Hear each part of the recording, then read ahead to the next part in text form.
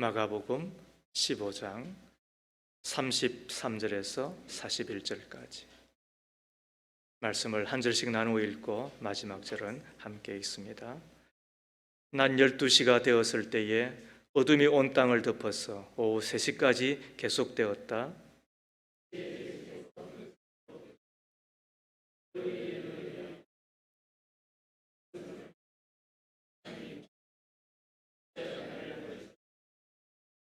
거기에 서 있는 사람들 가운데서 몇이 이 말을 듣고서 말하였다. 보시오, 그가 엘리야를 부르고 있어.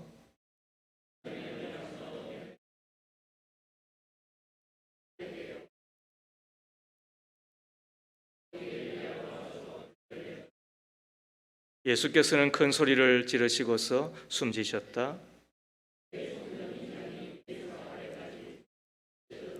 예수를 마주보고 서 있는 백부장이 예수께서 이와 같이 숨을 거두시는 것을 보고서 말하였다. 참으로 이분은 하나님의 아들이셨다.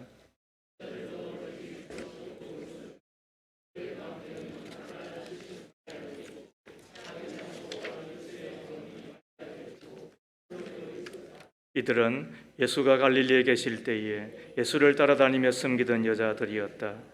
그 밖에도 예수와 함께 예루살렘에 올라온 여자들이 많이 있었다. 이는 하나님의 말씀입니다. 하나님 감사합니다. 아멘. 나는 십자가의 사람입니까? 라는 제목으로 성례주일, 성찬식을 우리가 대하며 또 고난주간을 우리가 바라보는 우리 모두에게 은혜의 말씀 되기를 바랍니다. 리차드 범브란트라는 목사님의 글 가운데 세상을 벗어난 새의 이야기라는 글이 있습니다. 그 내용은 이러합니다. 한번 들어보십시오. 옛날 어떤 왕자가 아주 귀한 새를 선물 받았습니다. 왕자는 그 새의 이름을 트위트이라고 짓고 황금으로 만든 황금 새장 안에 넣어 두었습니다. 트위트이는 멋진 황금 새장 안에 있지만 그러나 전혀 기쁘지를 않았습니다. 그래서 왕자에게 자신은 조금도 행복하지 않으니 저를 풀어주십시오라고 간청을 합니다. 그러나 왕자는 그 새가 너무너무 사랑스러웠기 때문에 도저히 놓아줄 수가 없었던 것입니다. 그러자 트위트이는 이렇게 부탁을 합니다. 왕자님, 숲속에 내 가족들은 지금 내가 죽은 줄을 알고 너무 슬퍼하고 있을 거예요. 그러니 가족들에게 내가 황금 새장에 갇힌 몸이긴 하지만 아직 살아있다는 소식만이라도 전해주세요. 특별히 내 여동생은 나를 너무너무 사랑하여 병까지 얻었을 거예요. 왕자는 기꺼이 새의 청을 받아들여 직접 숲속으로 들어갑니다. 그리고는 트위트이의 가족들에게 소식을 전해줍니다. 당신의 오빠는 죽지 않고 지금 왕궁에서 왕자의 사랑을 받으며 황금 세상에서 잘 살고 있습니다 라는 말이었습니다. 그런데 그 말을 듣자마자 나무가지에 앉아있던 트위트이의 여동생이 그만 뚝 떨어지고 마는 겁니다. 왕자는 자유를 사랑하는 트위트이가 세상에 갇혀있다는 소식에 충격을 받고 여동생이 죽은 것으로 생각을 합니다. 그리고 슬픈 마음으로 궁전으로 돌아와서는 트위트이에게 여동생이 죽었다는 슬픈 소식을 전해줍니다. 그 소식을 듣자마자 황금 새장 안에 갇혀있던 새 트위트이도 갑자기 알로 뚝 떨어지고 마는 겁니다. 왕자는 여동생의 죽음 소식에 충격을 받고 트위트이도 죽은 것이라고 생각을 했습니다. 죽은 새를 더 이상 세상 안에 가두어 놓을 이유가 없다고 생각하고 왕자는 트위트이를 꺼내 새장 바깥으로 던져버립니다. 그랬더니 어떤 일이 벌어졌을까요? 날개짓을 하며 확 날아오르는 거예요. 지금 트위트이가 누구를 이야기하는 거죠? 우리 집사님 알아요? 새를 지금 이야기하는 거예요. 그 트위트이가 확 날아가 버리는 거예요. 그리고는 나무 가지에 앉아서는 왕자에게 말하죠. 어리석은 왕자님, 제 여동생은 깨가 많답니다.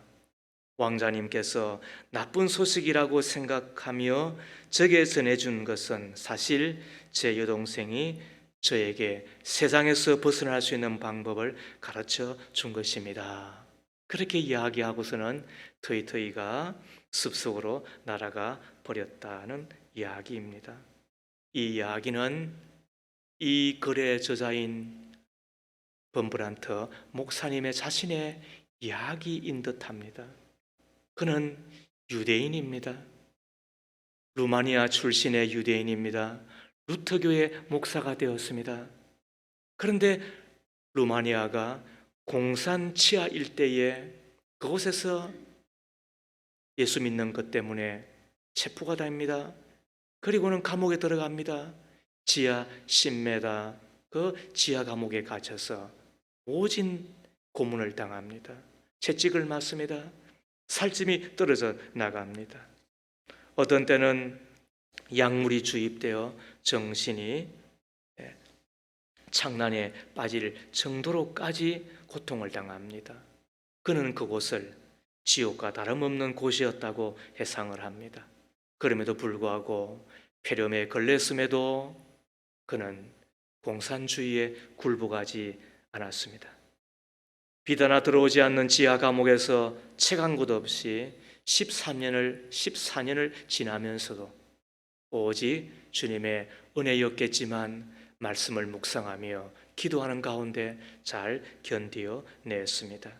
그 결과 그가 만든 것이 바로 책 승리하는 신앙이라고 하는 책자였고, 그곳에서 자기의 이야기, 세상에서 벗어난 새의 이야기를 적은 것이지요. 그가 이야기하는 바는 바로 그것입니다. 내가 죽었더니 내 자아가 죽고 내 욕심이 죽고 내 탐욕이 죽고 내가 죽었더니 내가 그곳에서 벗어날 수가 있었다. 여러분, 이것이 기독교의 신비인 것입니다. 예수께서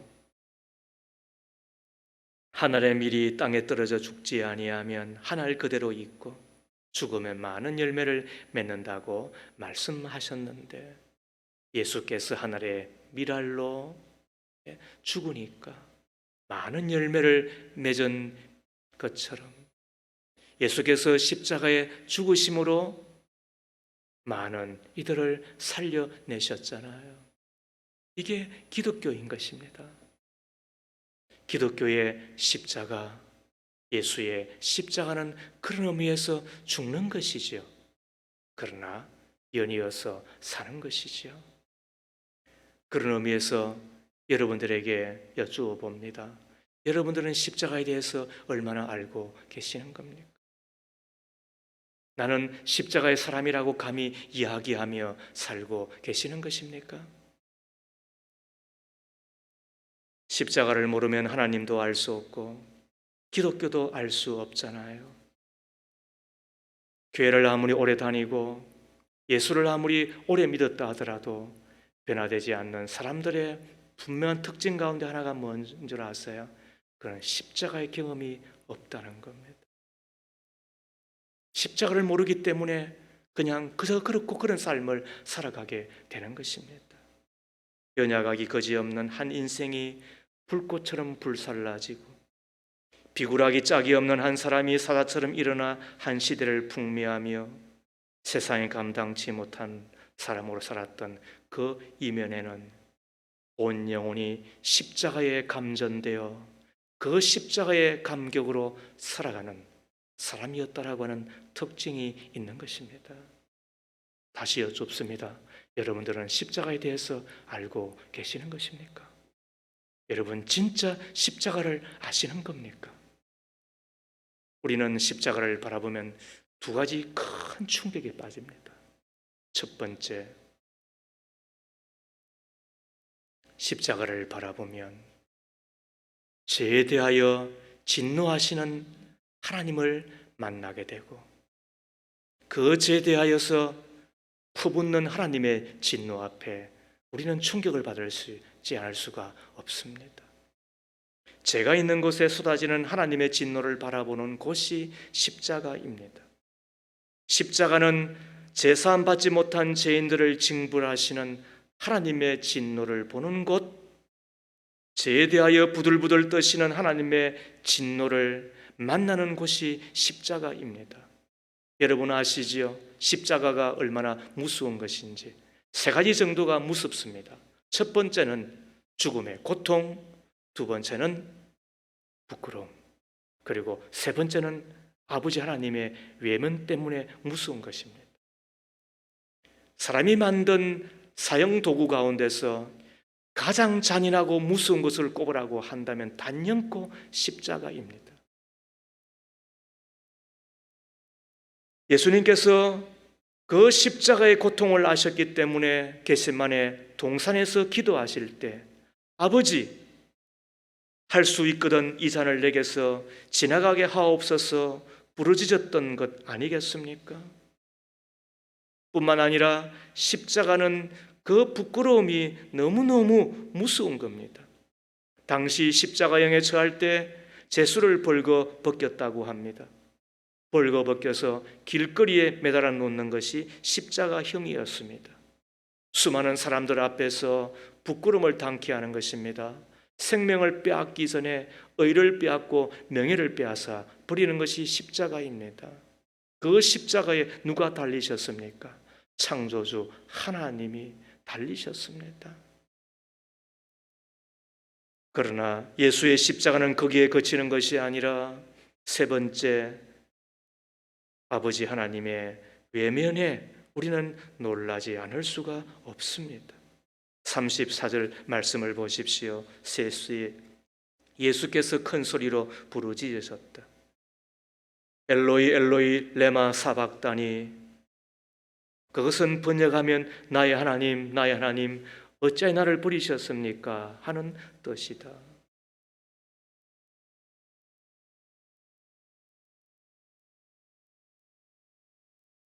예수님이 십자가에 달리셨을 때에 하늘은 구름으로 가득 차고, 그리고 아버지 하나님은 당신의 아들에게서 얼굴을 돌리고 말았습니다. 이것은 상상할 수 없는 것입니다. 생각해 보십시오. 사람이 하나님이 함께 주셔야 될 가장 요긴한 때는 언제입니까? 언제 하나님께서 함께 주셔야만 하는 것입니까? 다른 모든 때도 마찬가지겠지만 막상 우리가 죽을 때 그때는 하나님이 함께 주셔야 하잖아요. 그래서 죽음을 이기게 해 주시는 거잖아요. 순교자가 순교할 수 있는 것도 하나님의 함께 하시는 은혜 때문에 가능한 거잖아요. 그러나 예수님은 이 죽음의 순간에 외면당하고 말았습니다. 버림당하고 말았습니다. 예수님은 영원부터 영원까지 한 번도 하나님과 함께하지 않으셨던 때가 없으셨습니다. 지상에서도 33년 동안 한 번도 하나님과 교제가 끊어진 적이 없으셨습니다.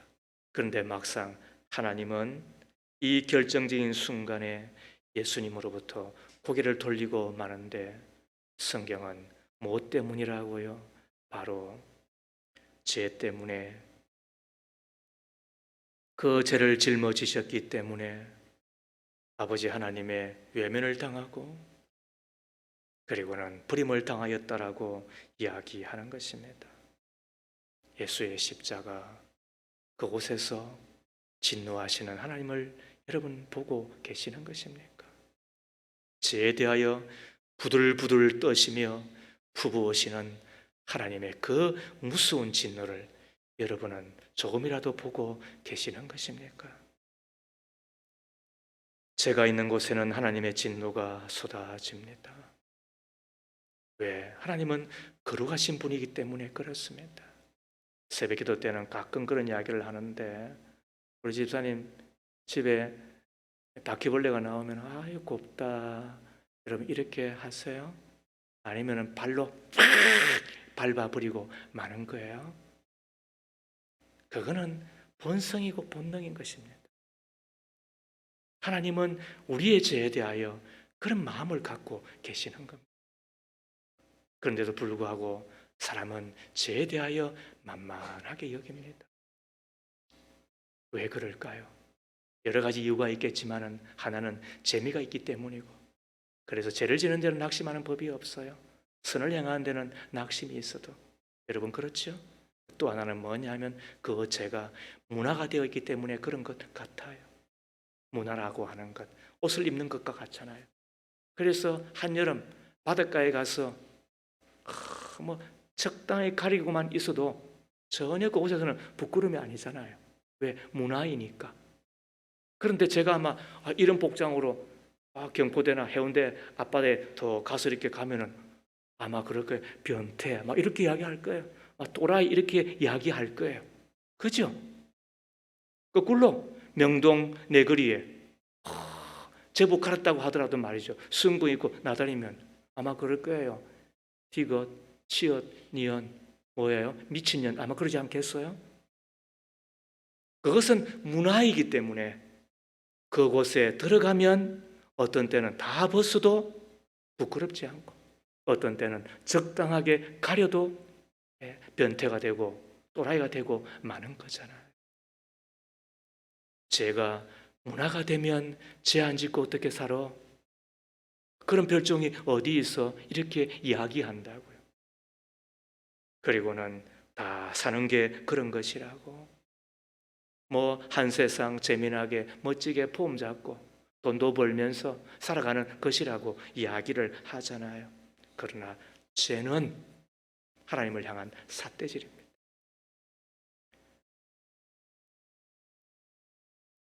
그런데도 불구하고 많은 사람들은 그 죄를 대수롭지 않게 여기고 아무런 결과가 없는 것처럼 살아갑니다. 과연 그럴까요? 제 삭선 사망이라고 하신 하나님의 말씀을 들으면 우리는 오금이 저려옵니다. 죄의 결과는 부끄러움을 지나 비참과 좌절, 황폐와 파멸과 저주라는 사실을 들으면 우리는 다시 긴장하지 않을 수가 없는 것입니다. 사람은 본래 영생하도록 지음을 받은 존재이잖아요. 영생이 뭐예요? 그건 하나님과 함께함이에요. 그 함께함이 천국이에요. 이 땅에서부터 시작되는 거예요.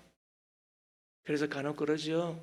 저는 나중에 뭐 힘이 없을 때에 뭐 그때 예수 믿으면 되지 뭐 그런 일은 안 일어날 거니까 착각도 하지 말고, 그리고 얼마나 예수 믿는 우리가 영생을 못 보여드렸으면 그런 어처구니 없는 말을 자랑 삼아 하겠습니까? 왜? 하나님과 함께하는 가정이 가정천국이고 하나님과 함께하는 교회가 교회천국이며 하나님과 함께하는 내 마음이 심령천국이면 나를 보고 갈증을 느끼고 나를 보고 어떻게 하면 예수를 믿어? 어떻게 하면 당신들은 그렇게 좋아? 어떻게 하면 그렇게 되라고 우리가 질문이 유발되고 알고 싶어하는 그런 갈증들이 있어야 되는 것 아니겠어요? 그런데 왜 그럴까요? 죄가 들어오니까 우리마저도 비틀거리는 거지요. 향기는커녕 냄새나는 자가 되잖아요. 우리는 죄가 가져다 오는 이 분리를 알 필요가 있어요. 죄의 삭선 사망인데 죄의 삭선 분리예요. 하나님과 내가 분리될 때 영적 사망이에요. 나의 몸과 영이 분리될 때 그 육적 사망이에요. 그리고 냄새나요. 부모도 3일 이후에는 그래서 서산에 묻을 수밖에 없는 거예요. 그러나 하나님과 내가 영원히 만나지 못하는 것이 그게 지옥인 거예요. 뭐 때문에? 죄로 말미암아. 그런데도 우리는 그 죄를 만만하게 여긴단 말이에요.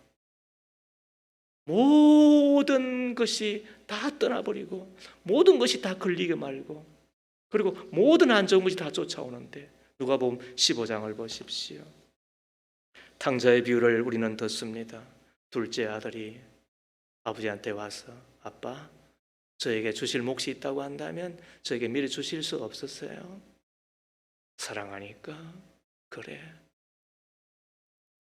그것을 가지는 순간 신이 났을 거예요. 집을 떠나면서 야호 했을 거예요. 얼마나 좋았겠어요. 이제는 자유다. 이제는 내 마음대로다. 내가 멋지게 살 거야. 재미나게 살 거야. 그와 동시에 기근이 오고 그 배고픔을 견딜 수가 없고 돼지 우리에 들어가 돼지가 먹는 열매 지엄나무로 열매로 배를 채우려고 하지만은 그러나 더 이상 주어지지 않습니다. 여러분, 집을 떠나는 순간 그 불행은 예정되어 있었습니다. 아니, 그 불행은 악착같이 달려든 것입니다. 이런 불행과 이런 저주들이 막대기로 쫓는다고 물러갑니까? 몽둥이를 휘둔다고 물러가는 것입니까? 집을 떠나는 순간부터 달려오는데 습격하는 것들인데 하나님의 품을 떠나면 내 마음대로 살면 폼 잡고 살고 싶어하는 우리들이지만 하나님 없이 내 마음대로 죄지으며 살아갈 때 하나님의 진노가 임한다는 것을 우리는 예수가 달린 그 십자가에서 대면하지 않을 수가 없는 것입니다. 비록 독생성자였지만 죄인의 자리에 섰을 때 하나님은 그 죄를 향하여 진노하고 계셨던 것입니다. 이것이 하나님의 공의인데 이 십자가를 바라볼 때 우리가 받는 첫 번째 충격인 것입니다. 이것을 안다고 한다면 우리가 죄와 싸우셔야 됩니다. 히브리서 12장 4절에 피 흘리기까지 싸우라 그랬습니다. 이를 위하여서 필요한 것이 죄에 민감해지는 것입니다. 죄에 대하여 민감한 사람만이 돌이키고 회개하고 하나님의 은혜를 받잖아요. 요셉의 경우를 보세요. 내가 어찌 하나님 앞에 득죄하리까? 아마 여인을 건드리는 순간 그 인생도 날아가 버리고 말았을 것입니다.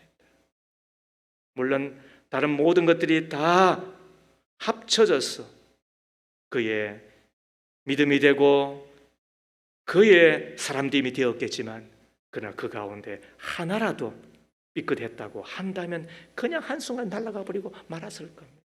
실력이 있습니다. 인물 좋습니다. 부모 잘 만났습니다. 등등 다 됩니다. 그런데 하나가 안 됩니다. 그러면은 쓰임받지 못합니다. 하나님의 집에는 금그릇도 있고 은그릇도 있고 질그릇도 있고 그런 하나님의 쓰시는 그릇은 깨끗한 그릇이라고 하셨습니다. 그러므로 우리가 십자가에서 만난 하나님의 그 무서운 진노를 본다고 한다면 죄에 대하여서 나도 부들부들 떨 뿐만 아니라 싸워 이겨내셔야 됩니다. 무엇보다도 내 가정에 죄가 들어오는 것을 막아주셔야 됩니다. 자식은 예수를 믿는지 안 믿는지, 자식은 성경을 읽는지 안 읽는지, 자식은 헌금을 하는지 안 하는지, 자식은 내 하나님 앞에 믿음을 갖고 있는지 없는지 그냥 무던하게 그렇게 살면 어떻게 되는 것입니까? 내 자식이 누구를 만나든 신경을 쓰지 않는다고 한다면 나중에 그 값을 어떻게 치르겠습니까? 저는 그랬습니다. 일체 안 된다. 안 되는 건 안 되는 거다. 그리고 공부하란 말은 안 했습니다. 제 입에서 공부하란 말 안 했습니다. 저도 공부한 사람이고 공부 때문에 고통을 당합니다. 그러므로 공부하란 말 듣는 순간 신경질 나서도 공부 안 합니다. 그리고 공부해서 먹고 살 놈은 지 스스로 하는 것이지 공부하라고 한다고 해서 합니까 여러분? 그 놈은 그냥 그 놈대로 살면 되는 겁니다. 저도 그러므로 공부하란 말은 안 했습니다. 그러나 알게 모르게 죄짓지는 말아라. 그래서 고3 졸업할 때까지 스마트폰 일제 안 사주었습니다. 그거라도 해줘야 공부하고 그 시간이라도 그래야 집중하고 사니까. 그리고 컴퓨터 방에 못 놓아주었습니다. 그렇게라도 해야 긴장하고 사니까. 그리고 철저하게 주의를 지켜야 된다. 그래서 제 아들들 30 몇이냐? 셋이냐? 31입니다 벌써. 그런데도 제가 알기로는 주일 한 번도 안 빠졌습니다. 제가 그거는 책임져 주었습니다. 헌금하는 것, 지 어미가 따로 헌금함 만들어 가지고 반드시 가지고 가거라. 왜? 1,000원짜리 헌금하니까. 있을 수도 없는 일이니까. 그때부터 그렇게 하나님 앞에 살라고 당부했습니다. 지금도 둘째 헌금도 지 엄마가 챙겨줍니다. 그런데 더 보태어서 하는 게 고마울 따름인 것이지. 무엇보다도 불신 결혼은 안 된다. 내 가정에 불신이 들어와서는 안 된다. 저도 젊은이 사역을 오랫동안 하면서 관심도 많고 또 하나님의 은혜도 베푸셨죠. 열매도 제가 보았죠. 예수를 잘 믿으니까 세 가지 결과가 나옵니다. 하나는 똑똑해집니다. 두 번째는 탁월해집니다. 세 번째는 선한 영향을 끼치는 사람이 됩니다. 제가 그걸 아니까 어떻게 합니까? 예수 잘 믿으라. 이것만 제가 해주어도 나머지는 주님이 따라가게 해 주시는 거니까. 그렇다면 죄짓지 말자. 그럼 우리 가정 안에 제가 들어오지 못하도록 하자. 반드시 믿음의 사람을 만나라. 밥이야 누구든 먹지만은 그러나 평생을 살아야 될 사람인데 어떻게 같은 믿음의 사람을 만나서 살아야 되지 않겠느냐. 내 나름대로 적은 것이나마 해 주었던 이유는 예수의 십자가에서 본 죄에 대하여 쏟아부으신 하나님의 그 분노, 그 진노를 알기 때문에 그런 거잖아요. 우리는 십자가를 대하면 놀랍니다. 충격을 받을 수밖에 없습니다. 진노하시는, 죄에 대하여 진노하시는 하나님을 보기 때문에 그런 겁니다. 두 번째로 우리는 십자가를 대하며 놀라지 않을 수가 없습니다. 그리고 충격을 받을 수가 없습니다. 그것은 다름 아닌 하나님의 사랑 때문에 그런 것입니다. 하나님은 죄로 말미암아 영영 죽게 된 우리 인간을 살리시려고 선택하셨습니다. 그게 십자가입니다. 그 십자가에서 대신 죽으셨습니다. 그 십자가에서 위하여 죽으셨습니다. 그 사랑보다 더 큰 사랑이 있습니까? 여러분 생각해 보세요. 그래도 그렇지 사람에게 매맞는 하나님을 보셨습니까? 사람에게 맞아 죽는 하나님을 보셨습니까? 이 세상에 그런 신이 어디 있습니까? 읽지는 않았습니다마는 14장 26절에 그는 유대인의 왕, 만왕의 왕이셨습니다. 그런데 29절에 보니까 그는 모욕을 당하였습니다. 31절에 보니까 조롱을 당하였습니다. 그리고 32절에 십자가에 함께 달린 그놈들마저도 예수를 욕하고 있습니다. 이쯤 되면 어떻게 해야 됩니까? 참 진짜 별꼴이다. 야, 내가 네 같은 것에 내가 조롱당하고 욕먹어? 와, 참 기가 막히다. 이럴 수 있잖아요. 그러나 우리 예수는 어떻게 하십니까?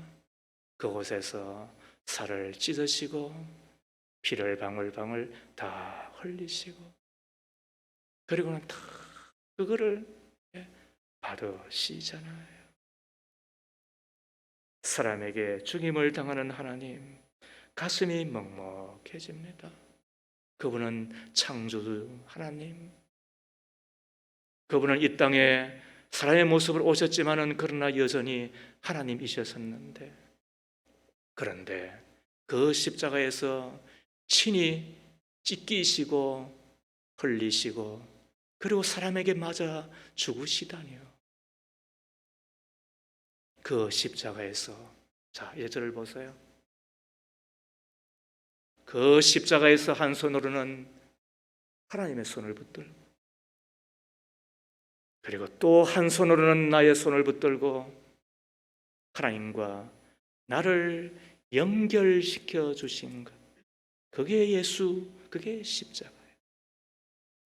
한 손으로는 하나님의 손을 붙들고 아버지, 저들의 죄를 용서해 주십시오. 저들은 죄로 말미암아 저주 가운데 살다가 죽으면 심판받고 지옥 갈 수밖에 없지만 제가 저들을 위하여 피 흘려 싸우니 저를 보시고 저들을 용서해 주십시오. 하나님 앞에 말씀하셨던 것이 십자가이고, 또 한 손으로는 나의 손을 붙들고 얘들아, 내 아버지다. 얘들아, 내 아버지다. 다시는 죄짓지 말고 사랑하며 살거라. 그렇게 신신당부하셨던 것이 예수의 그 십자가입니다.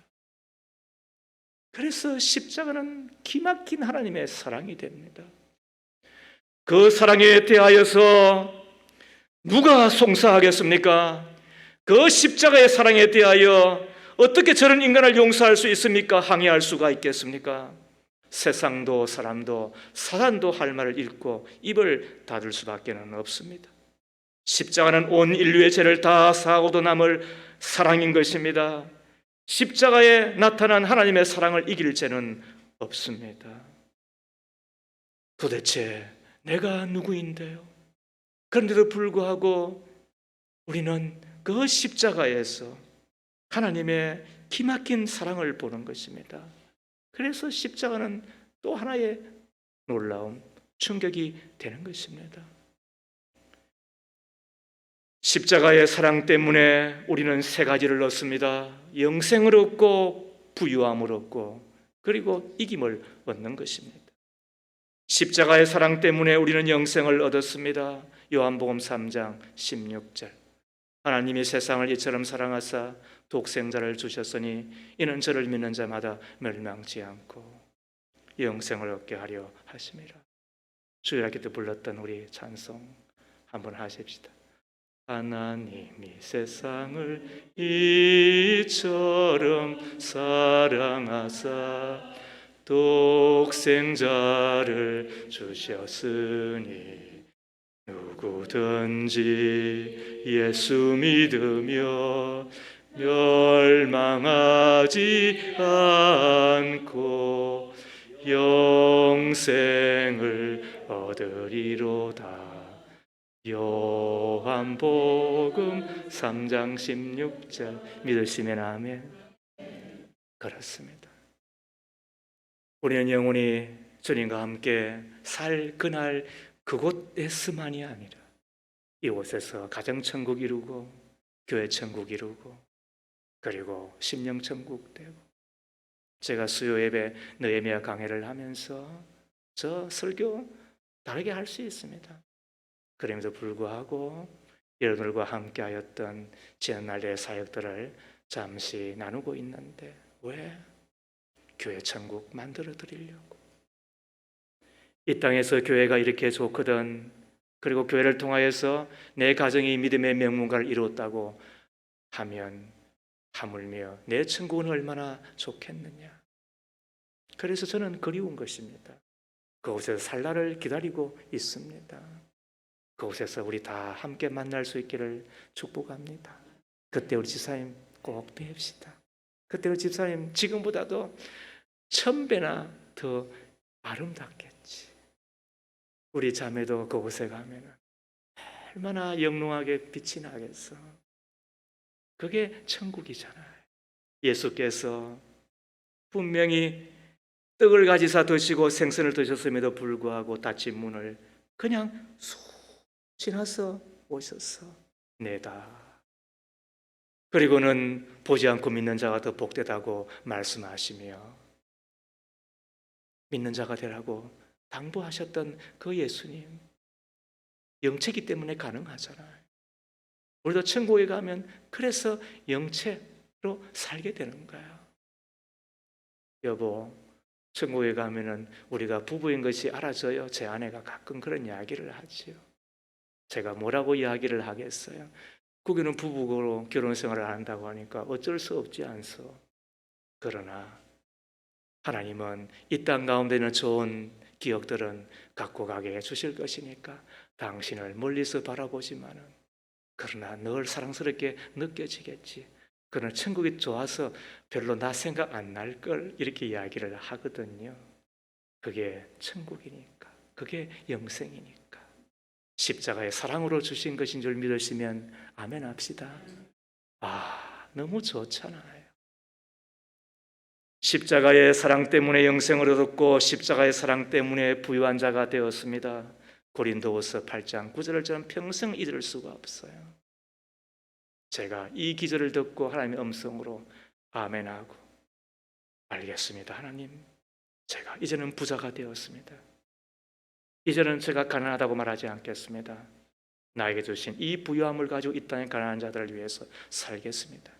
그리고 정확하게 예수 믿고 10개월 만에 제 인생을 주님 앞에 통째로 드려버렸습니다. 저는 신학교 출신 아닙니다. 일반 대학도 제법 좋은 대학 나왔습니다. 고시 공부했습니다. 그리고 지금쯤 아마 고시 패스해서 제가 아마 살고 있을 것 같습니다.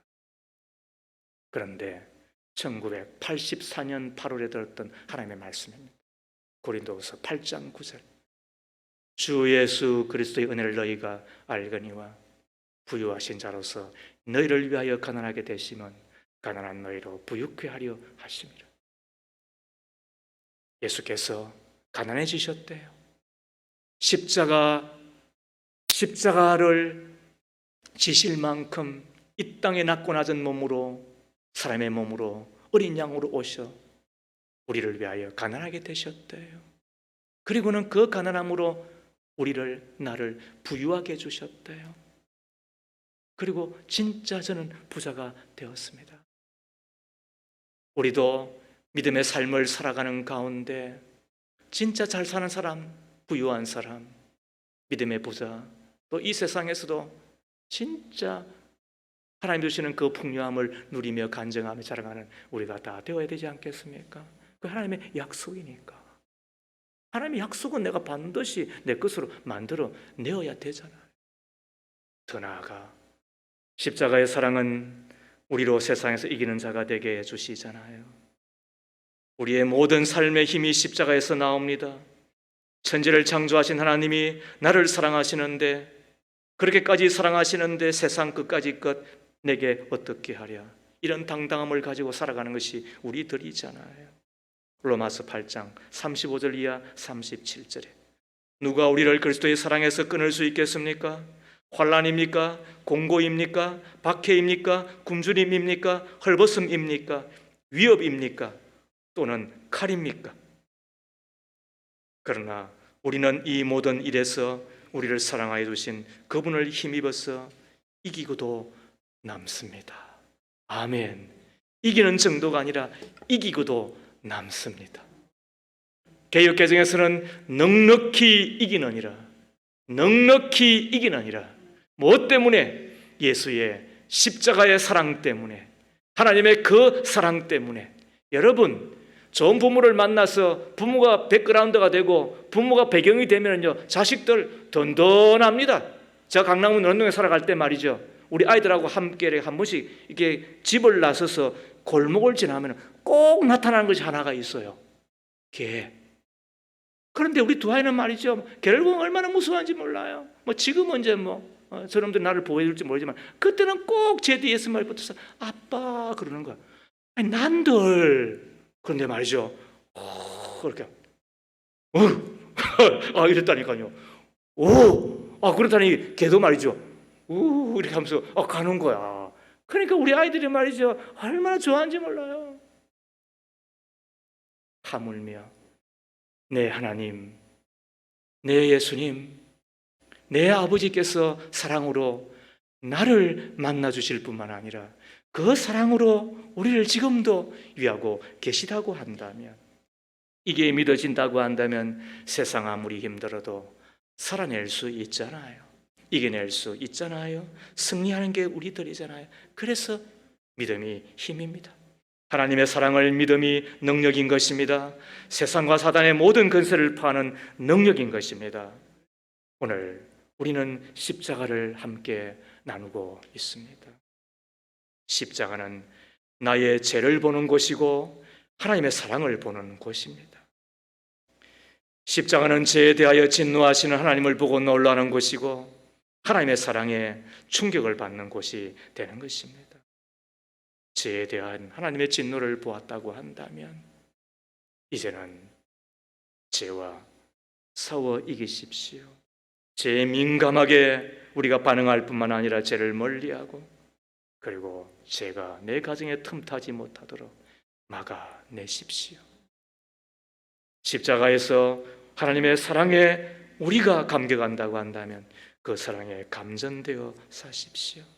십자가의 사랑에 감전되어 살아가는 사람만이 가장 잘 사는 길이요, 그리고 가장 행복한 길이요, 승리의 길이요, 이기는 길임을 믿으시면 아멘 하십시다. 좋으신 하나님, 종료주일 예배 자리에 나왔습니다. 예수님의 십자가를 바라봅니다. 십자가에서 나를 보고 하나님을 만납니다. 죄를 버리고 경건한 자로 하나님을 사랑하며 증거한 자가 되기로 주님 앞에 약속을 드립니다. 주여 도우시옵소서. 예수님 이름으로 기도합니다. 아멘.